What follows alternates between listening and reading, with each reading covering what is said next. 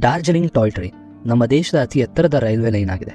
2250 metre ಹೈಟ್ನಲ್ಲಿ ದೇಶದ ಮೊದಲ mountain railway ಕೂಡ ಆಗಿರೋ ಇದು 143 ವರ್ಷಗಳ ಹಿಂದೆ 1881ರಲ್ಲಿ ಸ್ಟಾರ್ಟ್ ಆಗಿತ್ತು.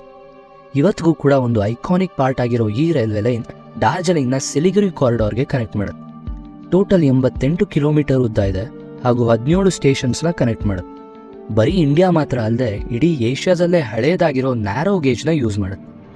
ಇಲ್ಲಿ ಹಿಮಾಲಯ ಮೌಂಟೇನ್ಸ್ ಜಾಸ್ತಿ ಇರೋದ್ರಿಂದ ತುಂಬ ಡಿಫಿಕಲ್ಟ್ ರೂಟ್ನಲ್ಲಿ ಈ ರೈಲ್ವೆ ಲೈನ್ ಹೋಗುತ್ತೆ. ಅಲ್ಲಿ 6 ಜಿಗ್ಜ್ಯಾಗ್ ಪಾತ್ವೇ ಮತ್ತು 3 ಲೂಪ್ಸ್ ಕೂಡ ಇನ್ಕ್ಲೂಡ್ ಆಗಿದೆ. ಇದನ್ನು ಯಾವಾಗ ಯುನೆಸ್ಕೋ ವರ್ಲ್ಡ್ ಹೆರಿಟೇಜ್ ಸೈಟ್ಸ್ನಲ್ಲಿ ಇನ್ಕ್ಲೂಡ್ ಮಾಡಿದ್ರೋ ಆವಾಗಿಂದ ಇಲ್ಲಿ ಫಾರಿನರ್ಸ್ ಜಾಸ್ತಿ ಬರ್ತಿದ್ದಾರೆ. ಅವರಿಗೋಸ್ಕರನೇ ಸ್ಪೆಷಲ್ ಸ್ಟೀಮ್ ಲೋಕೋಮೋಟಿವ್ಸ್ ಜೊತೆ ಈ ಟ್ರೈನ್ ಓಡಿಸ್ತಾರೆ. ಈ ಟ್ರೈನ್ಸ್ನಲ್ಲಿ 3 ಕೋಚ್ಗಳಿವೆ. ಪ್ರತಿ ಕೋಚ್ನಲ್ಲಿ 44 ಸೀಟ್ಸ್ ಇರುತ್ತೆ. ರೂಟ್ನಲ್ಲಿ ಬಟಾಸಿಯಾ ಲೂಪ್ ಅನ್ನೋ ಐಕಾನಿಕ್ ಪ್ಲೇಸ್ ಕೂಡ ಇದೆ. ಇದನ್ನ ಟ್ರೈನ್ ಸ್ಟೀಪ್ ಸ್ಲೋಪ್ನ ಕಡಿಮೆ ಮಾಡಲಿಕ್ಕೆ ಮಾಡಲಾಗಿದೆ. ಇದು ಇವತ್ತು ಒಂದು ಐಕಾನಿಕ್ ಡೆಸ್ಟಿನೇಷನ್ ಕೂಡ ಆಗಿದೆ. ಈ ರೈಲ್ವೆ ಲೈನಿಂದ ಹಿಂದಿನ ವರ್ಷ 22 ಕೋಟಿ ರೆವೆನ್ಯೂ ಬಂದಿತ್ತು. ಅಷ್ಟೇ ಅಲ್ಲದೆ 1.46 ಲಕ್ಷ ಟೂರಿಸ್ಟ್ ಕೂಡ ಇದರಲ್ಲಿ ಟ್ರಾವೆಲ್ ಮಾಡಿದ್ರು. ಈ ನಂಬರ್ಸ್ ಇದರ ಪಾಪ್ಯುಲಾರಿಟಿನ ತೋರಿಸುತ್ತೆ. ಸುಂದರವಾದ ಹಿಲ್ ಸ್ಟೇಷನ್ ಆಗಿರೋ ಡಾರ್ಜಿಲಿಂಗ್ ಹಿಮಾಲಯದ ಹತ್ರ ಸಿಚುಯೇಟ್ ಆಗಿರೋದ್ರಿಂದ ಇವತ್ತು ಒಂದು ಫೇಮಸ್ ಹಾಲಿಡೇ ಡೆಸ್ಟಿನೇಷನ್ ಆಗಿದೆ. ಆದರೆ ಡಾರ್ಜಿಲಿಂಗ್ ಮೊದಲು ಸಿಕ್ಕಿಂ ಎಂಪೈರ್ನ ಪಾರ್ಟ್ ಆಗಿತ್ತು. ಇಲ್ಲಿ ಲೆಪ್ಚಾಸ್ ಮತ್ತು ಬುಟಿಯಾಸ್ ಇಂಡಿಜಿನಿಯಸ್ ಟ್ರೈಬ್ಸ್ ಇರ್ತಿದ್ರು. 1780ರಲ್ಲಿ ನೇಪಾಳದ ಗೂರ್ಖಾಸ್ ಕಿಂಗ್ಡಮ್ ಈ ರೀಜನ್ನ ಇನ್ವೇಡ್ ಮಾಡ್ತಾರೆ. ಅದರಲ್ಲಿ ಪ್ರೆಸೆಂಟ್ ಡೇ ಡಾರ್ಜಿಲಿಂಗ್ ಕೂಡ ಇನ್ಕ್ಲೂಡ್ ಆಗಿತ್ತು. ಅವರು ತೀಸ್ತಾ ನದಿವರೆಗೂ ಬಂದ್ಬಿಟ್ಟಿದ್ರು. ಇದ್ರ ಮುಂದೆ ಭೂತಾನ್ ಕಿಂಗ್ಡಮ್ ಸ್ಟಾರ್ಟ್ ಆಗ್ತಿತ್ತು. ಅದೇ ಟೈಮ್ನಲ್ಲಿ ಬ್ರಿಟಿಷ್ ಈಸ್ಟ್ ಇಂಡಿಯಾ ಕಂಪನಿಯವರು ಈ ರೀಜನ್ ಬಗ್ಗೆ ಇಂಟ್ರೆಸ್ಟ್ ತೋರ್ಸಕ್ಕೆ ಶುರು ಮಾಡ್ತಾರೆ. ಮೇನ್ಲಿ ಅಲ್ಲಿನ ಕ್ಲೈಮೇಟ್ಗೋಸ್ಕರ. ಇದು ನೇಪಾಳದ ಗೂರ್ಖಾಸ್ಗೆ ಇಷ್ಟ ಆಗಲಿಲ್ಲ ಮತ್ತು ಬ್ರಿಟಿಷ್ ಅವ್ರನ್ನ ಅಲ್ಲಿಗೆ ಬರಕ್ಕೆ ಬಿಡಲಿಲ್ಲ. ಇದೇ ಕಾರಣದಿಂದ ಬೆಂಗಾಲ್ ಗವರ್ನರ್ ಆಗಿದ್ದ ಜನರಲ್ ವಾರನ್ ಹೇಸ್ಟಿಂಗ್ಸ್ ನೇಪಾಳ ಮೇಲೆ ವಾರ್ ಡಿಕ್ಲೇರ್ ಮಾಡ್ತಾರೆ. 1814ರಲ್ಲಿ ಆಂಗ್ಲೋ ನೇಪಾಲೀಸ್ ವಾರ್ ಸ್ಟಾರ್ಟ್ ಆಗುತ್ತೆ. ಇನ್ನು 2 ವರ್ಷದಲ್ಲೇ ನೇಪಾಳ್ ಸೋಲೊಪ್ಕೊಂಡು ಆಕ್ಯುಪೈ ಮಾಡಿದ್ದ ಎಲ್ಲಾ ರೀಜನ್ನ ಸಿಕ್ಕಿಂಗೆ ವಾಪಸ್ ಕೊಡ್ತಾರೆ. 1829ರಲ್ಲಿ ಈಸ್ಟ್ ಇಂಡಿಯಾ ಕಂಪನಿ ಅಫಿಷಿಯಲ್ಸ್ನವರು ಈ ರೀಜನ್ನಲ್ಲಿ ಒಂದು ಕ್ರೆಸೆಂಟ್ ಶೇಪ್ ಮೌಂಟೇನ್ ರೇಂಜ್ನ ನೋಡಿ ಅದು ಅವರಿಗೆ ತುಂಬಾ ಇಷ್ಟ ಆಗುತ್ತೆ. ಇಲ್ಲಿ ಒಂದು ಸೆನೆಟೋರಿಯಂ ರೆಸಾರ್ಟ್ ಕಟ್ಟಕ್ಕೆ ಡಿಸೈಡ್ ಮಾಡ್ತಾರೆ. ಅಲ್ಲಿ ಇಂಡಿಯಾದ ಹಾಟ್ ಕ್ಲೈಮೇಟಿಂದ ಬಳಲ್ತಿದ್ದ ಪೇಷಂಟ್ಸ್ ಎಲ್ಲ ಇಲ್ಲಿ ಬಂದು ಆರಾಮಾಗಿ ಕ್ಯೂರ್ ಆಗಲಿ ಅಂತ. ಈ ಪ್ರಪೋಸಲ್ನ ಬೆಂಗಾಲ್ ಗವರ್ನರ್ ಅಕ್ಸೆಪ್ಟ್ ಮಾಡಿದ್ರು. ಹೀಗೆ ಶುರುವಾಯಿತು ಡಾರ್ಜಿಲಿಂಗ್ ರೆಸಾರ್ಟ್ ಟೌನ್. 1835ರಲ್ಲಿ ಸೆನೆಟೋರಿಯಂ ರೆಸಾರ್ಟ್ ಜೊತೆ ಪಬ್ಲಿಕ್ ಬಿಲ್ಡಿಂಗ್ಸ್, ಕೋರ್ಟ್ ಹೌಸ್ ಹಾಗೂ ಬ್ರಿಟಿಷ್ ಸ್ಟೈಲ್ ಬಂಗ್ಲೋಗಳು ಕೂಡ ಕಟ್ತಾ ಹೋದ್ರು. ಇದೇ ಟೈಮ್ನಲ್ಲಿ ಚೈನಾ ಜೊತೆ ಟೀ ಟ್ರೇಡ್ನಲ್ಲಿ ಈಸ್ಟ್ ಇಂಡಿಯಾ ಕಂಪನಿ ಹತ್ರ ಇದ್ದ ಮೋನೋಪೊಲಿ ರೈಟ್ಸ್ ಕಳ್ಕೊಂಡ ಕಾರಣ ಇಂಡಿಯಾದಲ್ಲೇ ಟೀ ಎಸ್ಟೇಟ್ನ ಮಾಡಲಿಕ್ಕೆ ಶುರು ಮಾಡ್ತಾರೆ. ಟೀನ ಗ್ರೋ ಮಾಡಿ 1840ರಲ್ಲಿ ಟೀ ಪ್ಲಾಂಟೇಶನ್ ಎಕ್ಸ್ಪೆರಿಮೆಂಟ್ನ ಸ್ಟಾರ್ಟ್ ಮಾಡ್ತಾರೆ. ಇದರ ಸಕ್ಸಸ್ ನೋಡಿ ಇಡೀ ಡಾರ್ಜಿಲಿಂಗ್ ಹಿಲ್ ಸೈಡ್ನ ಅಕ್ವೈರ್ ಮಾಡಿ ಫುಲ್ ಸ್ಕೇಲ್ ಟೀ ಪ್ಲಾಂಟೇಶನ್ನ ಸ್ಟಾರ್ಟ್ ಮಾಡಲಾಯಿತು. ಇದಕ್ಕೆ ಟೀ ಗಾರ್ಡನ್ಸ್ ಅಂತ ಹೆಸರಿಟ್ರು. ರೋಡ್ಸ್ ಮತ್ತು ಆಕ್ಸೆಸ್ನ ಇಂಪ್ರೂವ್ ಮಾಡಿ ಆದಷ್ಟು ಜಾಸ್ತಿ ಟ್ರೇಡ್ನ ಬೆಳೆಸ್ತಾ ಹೋದ್ರು. ಯಾಕಂದರೆ ಚೈನಾ ಜೊತೆ ಆಗ್ತಿದ್ದ ಇಂಬ್ಯಾಲೆನ್ಸ್ನ ಇದು ಕವರ್ ಮಾಡಲಿ ಅಂತ. ಇದೇ ರೀತಿ ಟೀ ಗಾರ್ಡನ್ಸ್ ಬೆಳೀತಾ ಹೋಯಿತು ಹಾಗೂ ಇಂಡಿಯಾದ ಎಲ್ಲ ಭಾಗಗಳಿಂದ ಡಾರ್ಜಿಲಿಂಗ್ಗೆ ಜನ ಟೀ ಗಾರ್ಡನ್ಸ್ನಲ್ಲಿ ಕೆಲಸ ಹುಡ್ಕೊಂಡು ಬರೋಕ್ಕೆ ಶುರು ಮಾಡಿದ್ರು.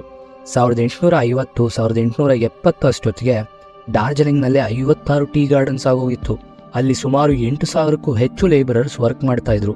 ಈ ನಂಬರ್ಸ್ 1900 ಅಷ್ಟೊತ್ತಿಗೆ 100ಕ್ಕೂ ಹೆಚ್ಚು ಟೀ ಗಾರ್ಡನ್ಸ್ ಮತ್ತು 60,000ಕ್ಕೂ ಹೆಚ್ಚು ವರ್ಕರ್ಸ್ಗೆ ತಲುಪಿತ್ತು.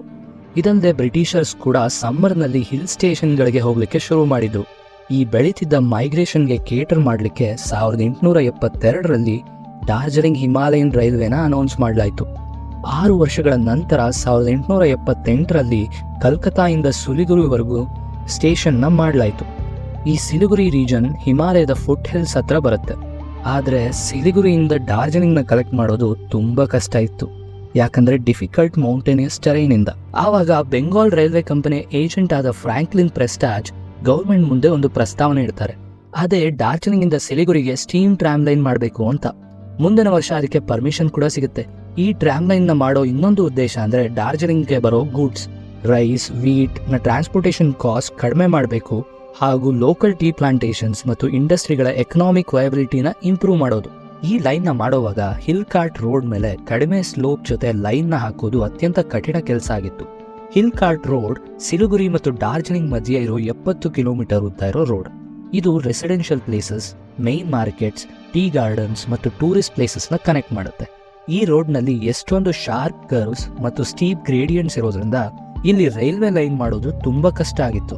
ಅಷ್ಟೇ ಅಲ್ಲದೆ ಮಾನ್ಸೂನ್ ಟೈಮ್ನಲ್ಲಿ ಇಲ್ಲಿ ಲ್ಯಾಂಡ್ ಸ್ಲೈಡ್ಸ್ ಮತ್ತು ಸಾಯಿಲ್ ಎರೋಷನ್ ಕೂಡ ಆಗುತ್ತೆ.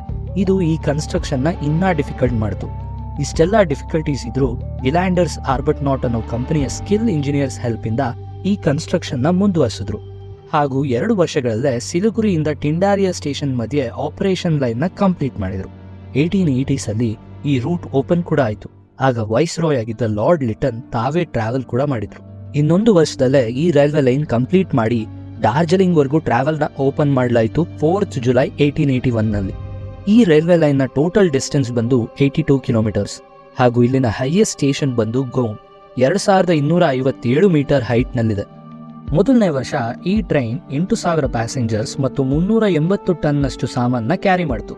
ಮುಂದಿನ ವರ್ಷ ಸುಕ್ನಾ ಮತ್ತು ಗಾಯಬಾರಿ ಸ್ಟೇಷನ್ಸ್ ಮಧ್ಯೆ ಸ್ಲೋಪ್ ಗ್ರೇಡಿಯಂಟ್ನ ಇನ್ನೂ ಸ್ಮೂತ್ ಮಾಡಲಿಕ್ಕೆ 4 ಲೂಪ್ಸ್ ಮತ್ತು 4 ಜಿಗ್ಜ್ಯಾಗ್ ಲೈನ್ನ ಮಾಡಲಾಯಿತು. ಈ ಜಿಗ್ಜ್ಯಾಗ್ ಪಾತ್ಸ್ನ ಸ್ವಿಚ್ ಬ್ಯಾಕ್ ಅಂತ ಕೂಡ ಕರೀತಾರೆ. ಇವುಗಳ ಹೆಲ್ಪಿಂದ ಟ್ರೈನ್ ಸ್ಲೋಪ್ಸ್ನ ಇನ್ನೂ ಈಸಿಯಾಗಿ ಹತ್ತಲಿಕ್ಕೆ ಯೂಸ್ ಮಾಡುತ್ತೆ. 1884ರಲ್ಲಿ ಈ ರೈಲ್ವೆ ಲೈನ್ನ ಡಾರ್ಜಿಲಿಂಗ್ ಬಜಾರ್ವರೆಗೂ ಎಕ್ಸ್ಟೆಂಡ್ ಮಾಡಿದ್ರು. ಆ ಟೈಮ್ನಲ್ಲಿ ಡಾರ್ಜಿಲಿಂಗ್ ಬಜಾರ್ ಅಥವಾ ಮಾರ್ಕೆಟ್ ಒಂದು ಮೇಜರ್ ಟ್ರೇಡಿಂಗ್ ಹಬ್ ಆಗಿತ್ತು. ವಿಶೇಷವಾಗಿ ಇಲ್ಲಿ ಟೀ ಬಿಸ್ನೆಸ್ಗೆ ಪ್ರಾಮುಖ್ಯತೆ ಇತ್ತು. ಈ ರೈಲ್ವೆ ಲೈನ್ ಎಕ್ಸ್ಪೆಕ್ಟೇಷನ್ಗಿಂತ ಜಾಸ್ತಿ ಜನ ಯೂಸ್ ಮಾಡಲಿಕ್ಕೆ ಶುರು ಮಾಡಿದ್ರಿಂದ ಇಲ್ಲಿನ ರೈಲ್ವೆ ಸ್ಟೇಷನ್ನ ದೊಡ್ಡದಾಗಿ ರೀಕನ್ಸ್ಟ್ರಕ್ಷನ್ ಮಾಡಬೇಕಾಯಿತು. ಈ ಹೊಸ ರೈಲ್ವೆ ಸ್ಟೇಷನ್ನ ಎಷ್ಟು ಚೆನ್ನಾಗಿ ಕನ್ಸ್ಟ್ರಕ್ಟ್ ಮಾಡಿದ್ರು ಅಂದರೆ 1897 ಅರ್ಥಕ್ವೇಕ್ನಲ್ಲಿ ಎಷ್ಟೊಂದು ಮನೆಗಳು ಬಂಗ್ಲೋಗಳು ಬಿದ್ದರೂ ಈ ಸ್ಟೇಷನ್ಗೆ ಏನೂ ಆಗಲಿಲ್ಲ. ಮುಂದಿನ ವರ್ಷಗಳಲ್ಲಿ ಈ ಟ್ರೈನ್ ಮುಖಾಂತರ ಟ್ರಾವೆಲ್ ಮಾಡೋ ಪ್ಯಾಸೆಂಜರ್ಸ್ನ ಸಂಖ್ಯೆ ಸುಮಾರು 30,000 ದಾಟಿತು ಹಾಗೂ 31,500 ಟನ್ಸ್ನಷ್ಟು ಗೂಡ್ಸ್ ಕೂಡ ಟ್ರಾನ್ಸ್ಪೋರ್ಟ್ ಆಗ್ತಿತ್ತು. ಅಷ್ಟೇ ಅಲ್ಲದೆ ಈ ಟ್ರೈನ್ ಟೂರಿಸ್ಟ್ ಮಧ್ಯೆ ಕೂಡ ತುಂಬ ಫೇಮಸ್ ಆಯಿತು. 1910 ಅಷ್ಟೊತ್ತಿಗೆ ಈ ಟ್ರೈನ್ನಲ್ಲಿ ಒಂದು ವರ್ಷದಲ್ಲೇ 1,74,000 ಪ್ಯಾಸೆಂಜರ್ಸ್ ಮತ್ತು 47,000 ಟನ್ಸ್ನಷ್ಟು ಗೂಡ್ಸ್ ಟ್ರಾನ್ಸ್ಪೋರ್ಟ್ ಆಯಿತು. ಟ್ರೈನ್ನ ಸರ್ವಿಸ್ ಮತ್ತು ಕ್ವಾಲಿಟಿನ ಇಂಪ್ರೂವ್ ಮಾಡಿ ಸಿಲಿಗುರಿಯಿಂದ ಕಿಶನ್ಗಂಜ್ವರೆಗೂ ಇದನ್ನ ಎಕ್ಸ್ಟೆಂಡ್ ಕೂಡ ಮಾಡಿದ್ರು. ಟಿಂಡಾರಿಯಾ ಸ್ಟೇಷನ್ ಹತ್ರ ಸಲೀಂ ಹಿಲ್ ಟಾಪ್ನ ಫ್ಲಾಟ್ ಮಾಡಿ ಹೊಸ ರೈಲ್ವೆ ವರ್ಕಿಂಗ್ ಸೈಟ್ ಕಟ್ಟಿದ್ರು ಟ್ರೈನ್ಸ್ನ ಮೇಂಟೈನ್ ಮತ್ತು ಸರ್ವಿಸ್ ಮಾಡಲಿಕ್ಕೆ. ಇದೆಲ್ಲ ಕಾರಣಗಳಿಂದ ಟೋಟಲ್ ಪ್ಯಾಸೆಂಜರ್ಸ್ 2.5 ಲಕ್ಷ ಆಯಿತು ಮತ್ತು 60,000 ಟನ್ಸ್ನಷ್ಟು ಗೂಡ್ ಕೂಡ ಟ್ರಾನ್ಸ್ಪೋರ್ಟ್ ಆಗಲಿಕ್ಕೆ ಶುರು ಆಯಿತು. ಹೆಚ್ಚಾಗ್ತಿದ್ದ ಬಿಸ್ನೆಸ್ ಇಂದ ರೈಲ್ವೆ ತನ್ನ ಹೆಡ್ ಕ್ವಾರ್ಟರ್ಸ್ನ ಡಾರ್ಜಿಲಿಂಗ್ ಇಂದ ಕುರ್ಸಿಯಾಂಗ್ಗೆ ಶಿಫ್ಟ್ ಮಾಡಿದ್ರು, ದೊಡ್ಡ ಜಾಗಕ್ಕೆ. 1919ನಲ್ಲಿ ಬಟಾಸಿಯಾ ಲೂಪ್ನ ಡಾರ್ಜಿಲಿಂಗ್ ಮತ್ತು ಕುರ್ಸಿಯಾಂಗ್ ಮಧ್ಯೆ ಮಾಡಲಾಯಿತು. ಇದು ಇವತ್ತಿನ ಟೈಮ್ನಲ್ಲಿ ಈ ರೈಲ್ವೆ ಲೈನ್ನಲ್ಲಿರೋ ಮೋಸ್ಟ್ ಐಕಾನಿಕ್ ಹಾಟ್ಸ್ಪಾಟ್ ಆಗಿದೆ. ಇಲ್ಲಿ ಒಂದು ಚಿಕ್ಕದಾದ ಲೂಪ್ ಮಾಡಲಾಗಿತ್ತು ಗ್ರೇಡಿಯಂಟ್ನ ಮತ್ತಷ್ಟು ಸ್ಮೂತ್ ಮಾಡಲಿಕ್ಕೆ, ಸೊ ಟ್ರೈನ್ಸ್ ಇಲ್ಲಿ ಆರಾಮಾಗಿ ಹೋಗ್ಬೋದು ಅಂತ. ಈ ಲೂಪ್ನ ರೇಡಿಯಸ್ ಬಂದು 42 ಮೀಟರ್ ಇದೆ. ಇದು ಟ್ರೈನ್ಗೆ ಶಾರ್ಪ್ ಟರ್ನ್ ತಗೊಳ್ಳೋಕ್ಕೆ ಹೆಲ್ಪ್ ಮಾಡುತ್ತೆ. ಇದು ಇಂಡಿಯಾದ most iconic Darjeeling toy train ಕತೆ. ಈ ವಿಡಿಯೋ ನಿಮಗೆ ಇಷ್ಟ ಆಗಿದ್ರೆ ಲೈಕ್ ಮಾಡಿ ಮತ್ತು ಚಾನಲ್ನ ಸಬ್ಸ್ಕ್ರೈಬ್ ಮಾಡೋದನ್ನ ಮರಿಬೇಡಿ. ಮುಂದಿನ ವಿಡಿಯೋದಲ್ಲಿ ಸಿಗೋಣ. ಧನ್ಯವಾದಗಳು.